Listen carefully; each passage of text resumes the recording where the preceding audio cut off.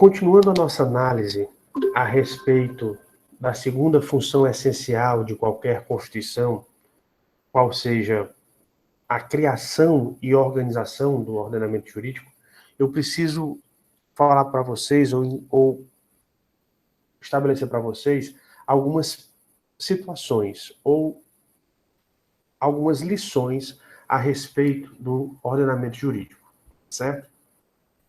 Qual é a primeira lição que a gente precisa abordar? É que o direito ele tem uma estrutura normativa e hierárquica. Pois bem, essa estrutura normativa e hierárquica ela vai formar exatamente o ordenamento jurídico.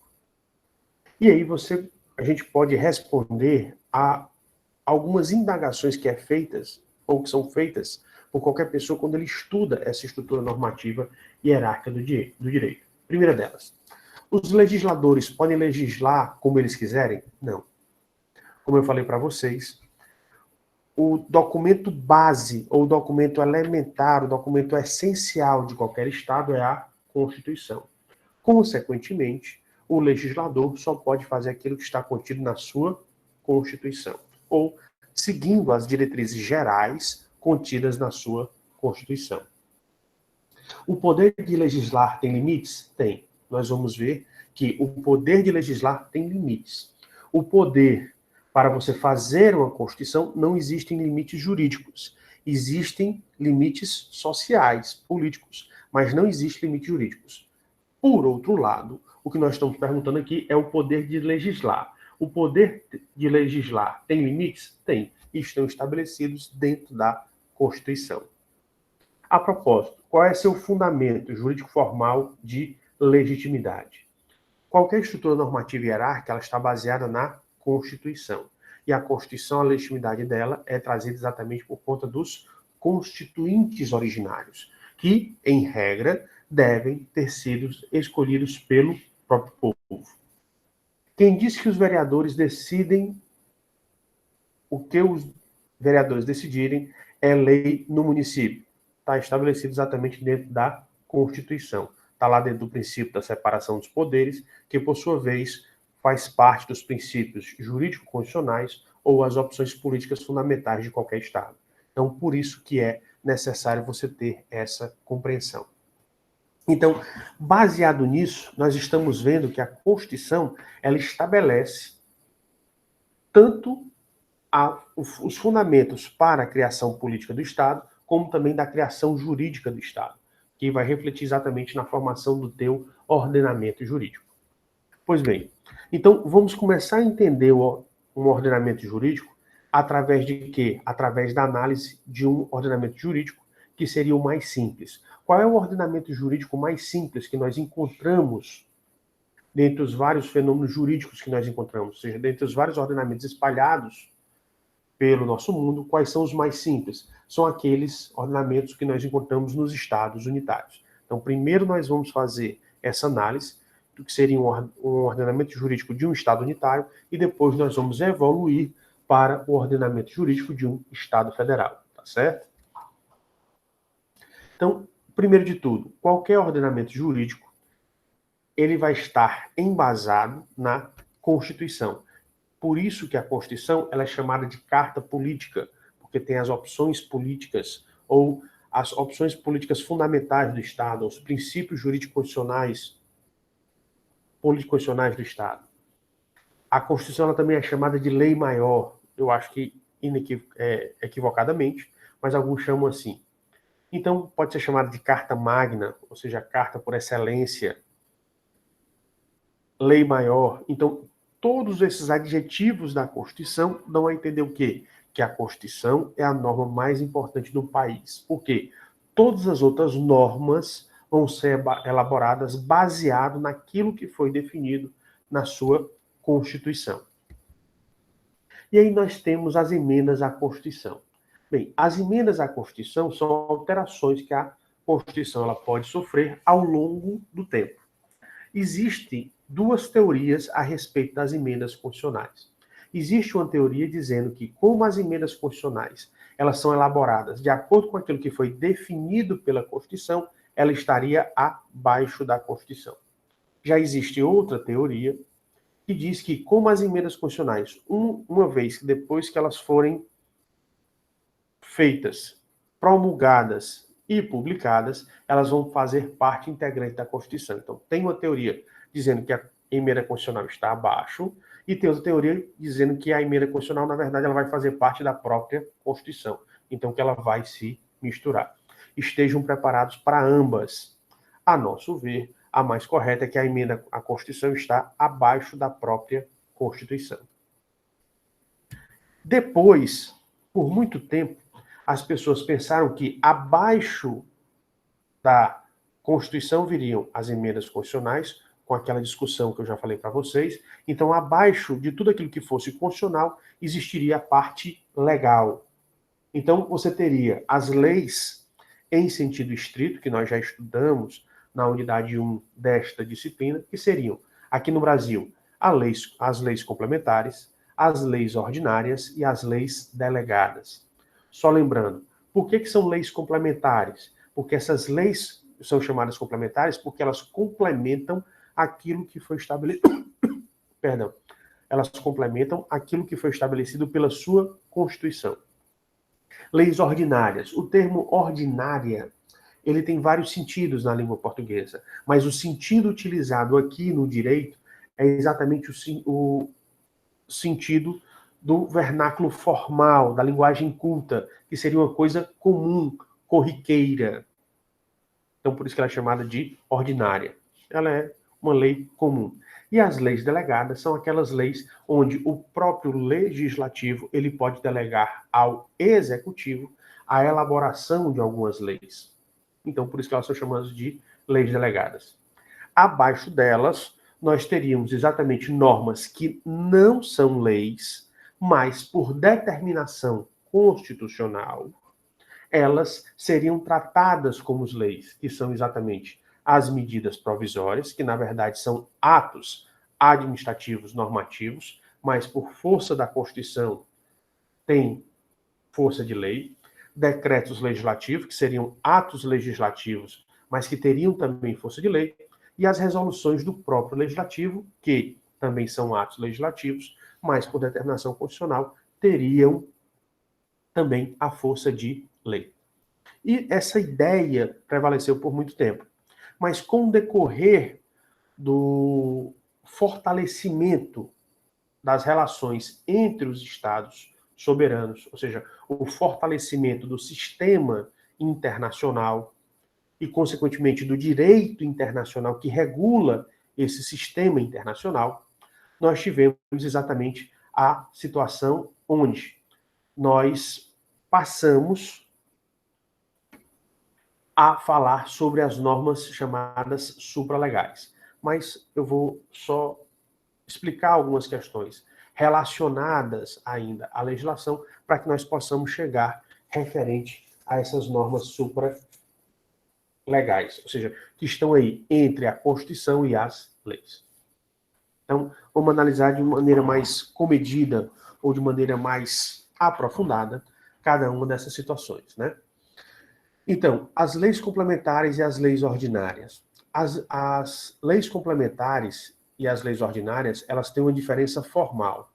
Diferença formal, por quê? Porque no seu processo legislativo, ou seja, no processo que foi definido pela Constituição para sua elaboração, o quórum de aprovação das leis complementares é por maioria absoluta, enquanto que o quórum para a aprovação das leis ordinárias é por maioria simples ou maioria relativa. Qual é a diferença? A diferença é que, na maioria absoluta, você vai determinar, para sua aprovação, você tem que determinar o número inteiro imediatamente superior à metade do número total de cadeiras que compõem esse colegiado. Então, o número inteiro imediatamente superior à metade do total de cadeiras que nós encontramos nesse determinado poder.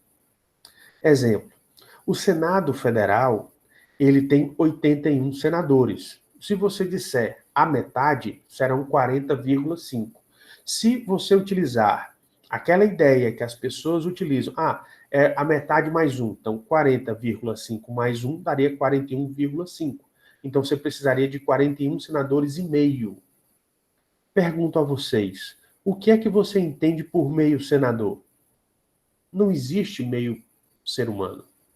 Então, por isso que é o número inteiro imediatamente superior à metade. Como a metade é 40,5, qual é o número inteiro imediatamente superior a 40,5? É exatamente o número 41. Então, por isso que a definição correta é essa. Então, a diferença da maioria absoluta para a maioria simples ou relativa, que é o quórum de aprovação das leis ordinárias, é exatamente porque enquanto a maioria absoluta você tem que fazer a divisão baseada no número total de cadeiras deste órgão colegiado. Na maioria simples, é somente a maioria dos presentes. Então, se estivessem presentes 60 senadores, a metade seria 30. Mas como você deveria ter uma maioria, então é um número imediatamente superior a 30, que seria 31. Perceba que a maioria absoluta ela é 41, não importa a quantidade de presentes, e na maioria simples, essa maioria ela será variável, porque ela vai depender da quantidade de presentes. Então, essa é a primeira distinção entre essas duas espécies normativas. A outra distinção é exatamente a material, ou seja, a diferença material. Por quê? Porque a lei complementar ela ficou encarregada de determinados assuntos. Todos os demais vão ficar a cargo da lei ordinária. Então, por isso que ela é chamada de lei complementar, porque a própria Constituição exige que essa espécie normativa complemente determinados assuntos. E quando a Constituição disser que vai ser regulamentado por lei, mas não estabelece o tipo de lei que será aplicada, a espécie de lei que será aplicada, então é porque você entende que é exatamente a lei ordinária, a lei comum. Então, são exemplos de matérias que só podem ser legisladas por lei complementar. A organização da Advocacia Geral da União, a organização da Defensoria Pública da União e a organização das Forças Armadas. Artigos 181, 184, parágrafo único, 142, parágrafo 1º da Constituição Federal de 88. Também editar normas gerais em matéria tributária, artigo 146 da Constituição de 88, ou financeira, artigo 163 da Constituição de 88.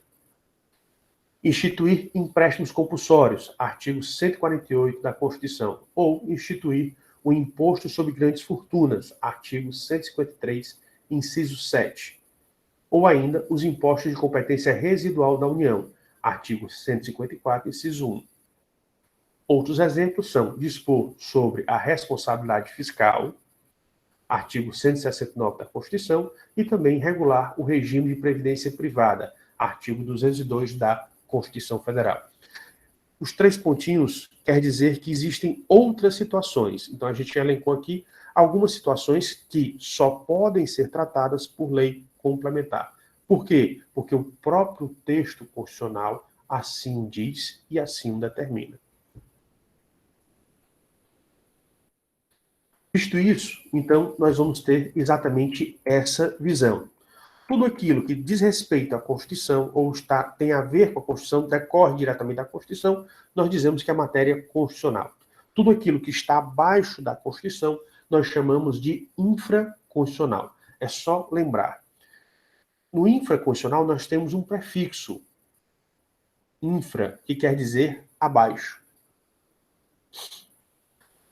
No plano infraconstitucional, nós temos o plano legal. Por quê? Porque ou é lei em sentido estrito, ou tem força de lei. Tem força de lei por quê? Por um mandamento da Constituição Federal, que é determinado pela própria Constituição.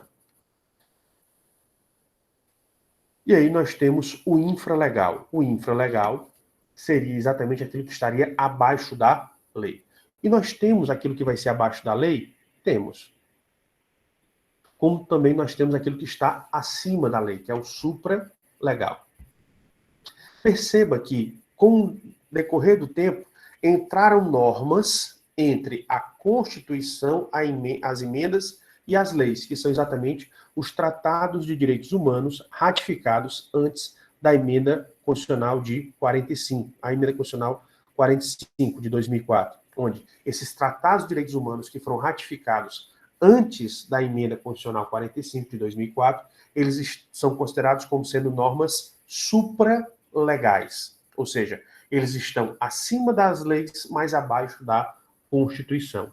Então perceba que esses tratados, estão acima da lei, são supralegais, mas eles não são constitucionais, eles são infraconstitucionais, porque eles estão abaixo da Constituição. Então, por isso que muitas pessoas chamam ele de normas supralegais.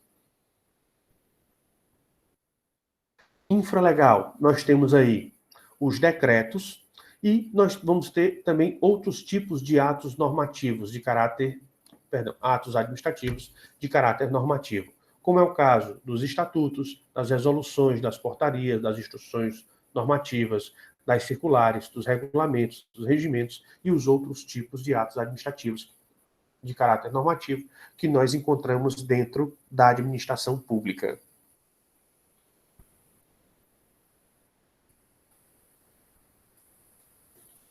E com isso, nós temos a estrutura normativa e hierárquica do direito, ou seja, nós temos aí o nosso ordenamento jurídico, onde ele seria o ordenamento jurídico de um Estado simples, onde ele estaria todo organizado, onde você vê no ápice a Constituição Federal, abaixo deles as emendas, abaixo das emendas os tratados internacionais sobre direitos humanos, que tenham passado pelo processo de emenda constitucional. Abaixo deles, nós temos os tratados internacionais de direitos humanos que não tenham passado por processo de emenda constitucional. Segundo o STF, esses tratados internacionais de direitos humanos, eles têm um status de norma supralegal, porque eles estão acima das leis e abaixo da Constituição Federal. Abaixo das normas supralegais, nós temos exatamente as leis, ou aqueles atos que são reputados pela própria Constituição como leis, que são as leis complementares, as leis ordinárias, as leis delegadas, as resoluções, os decretos legislativos e as medidas provisórias, além dos tratados internacionais que não tratem de direitos humanos. Por quê? Todos os demais tratados internacionais, eles terão a mesma condição de lei. E abaixo deles nós temos os atos infralegais, que são os decretos que a gente já acabou de expor para vocês, né? Decretos, resoluções, instruções normativas, regulamentos, regimentos e assim por diante, que vão ter a função de regulamentar as leis naquela matéria às quais eles se referem. Entendido, e aqui eu faço um momento onde eu pergunto, entendido essa estruturação do ordenamento jurídico de um Estado unitário? Alguma dúvida, pessoal?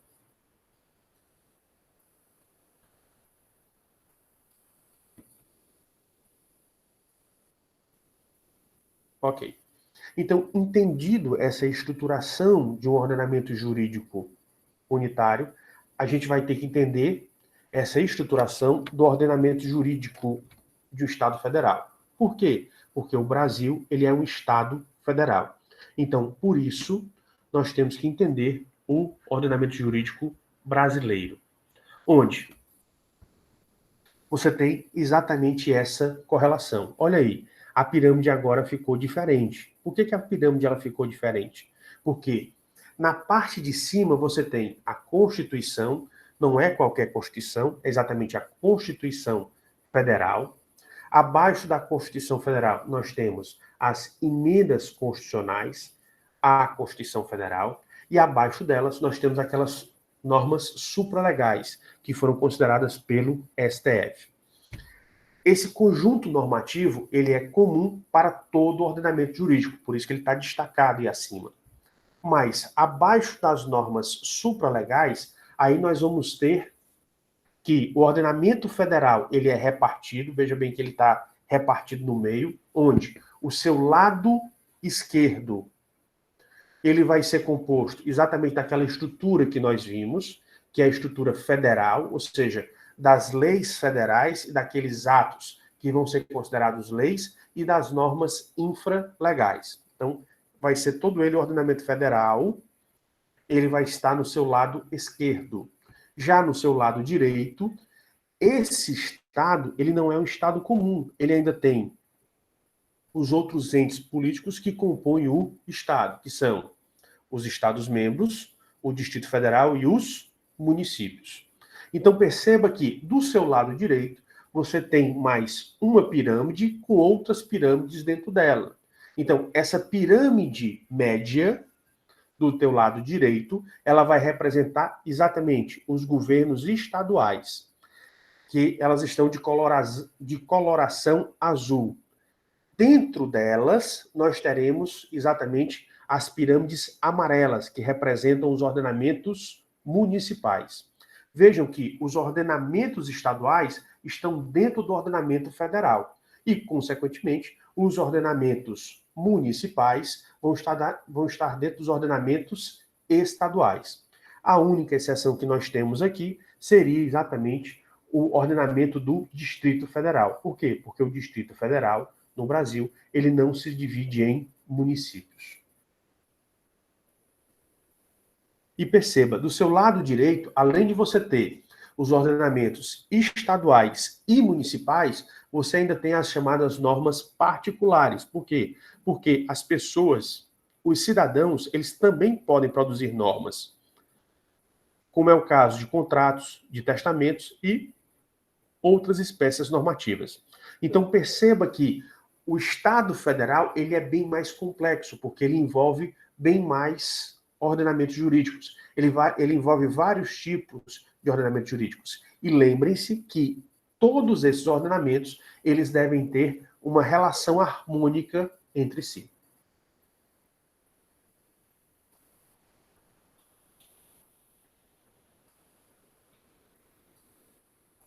Meus caros, dentro dessa perspectiva, vocês conseguiram compreender a teoria sobre o ordenamento jurídico? Alguma dúvida?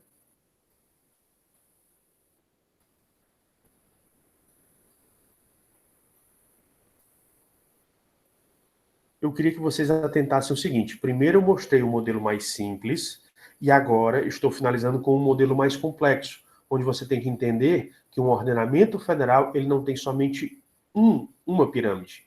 Ele tem, na verdade, várias pirâmides. Então, por isso que eu deixei um lado da pirâmide para tratar somente da parte federal e do outro lado a correlação entre essa pirâmide e as outras pirâmides existentes, que são dos Estados-membros, e os Estados-membros também vai ter dentro dele as suas pirâmides, que são as municipais, e o Distrito Federal, que vai ser uma pirâmide que está dentro da federal, mas não vai ter subdivisões, porque ele não é subdividido em municípios.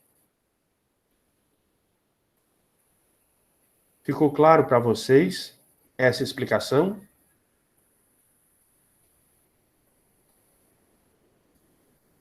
Agradeço o retorno, Adelino.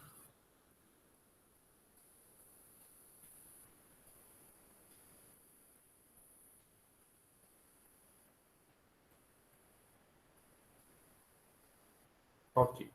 Então, com isso, eu queria agora finalizar exatamente essa parte referente à segunda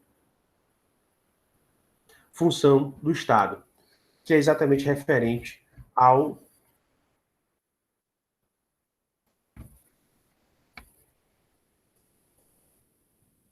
ordenamento jurídico, né? Então, com isso, nós percebemos que a Constituição, ela tanto tem a função de criar e organizar o próprio Estado, mas também ela tem a função de criar e organizar o próprio ordenamento jurídico. E essa função de criar e organizar o ordenamento jurídico significa que a Constituição, além de ter os princípios político-constitucionais, ela vai ter os princípios jurídico-constitucionais. E nessa função, nesses princípios jurídico-constitucionais, esses princípios jurídicos serão exatamente aqueles princípios que servirão de base para a formação dos diversos ramos do direito que vão ser encontrados dentro do seu ordenamento jurídico. Então, por isso que na Constituição nós também teremos aqueles princípios basilares dos vários ramos: direito civil, direito penal, direito processual civil, direito processual penal, direito tributário, direito previdenciário, direito financeiro, direito econômico, direito comercial, direito ambiental. Então, todos os ramos do direito que vão ser encontrados dentro do seu Estado, eles vão ter os seus princípios dentro da própria Constituição. Nessa parte que é a sua segunda função primordial, que é criar e organizar o ordenamento jurídico.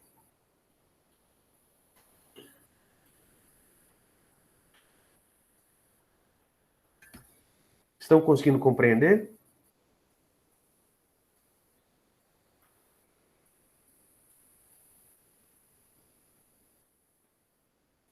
Alguma dúvida?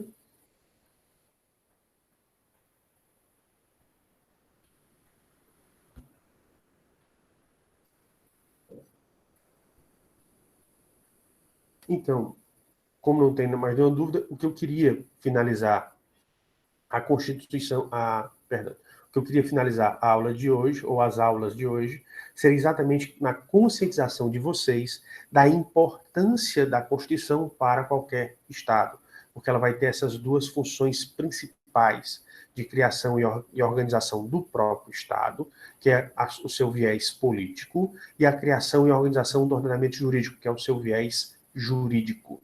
E os dois vão ser concomitantes e vão ter que persistir, que coexistir dentro da Constituição de maneira harmoniosa, certo?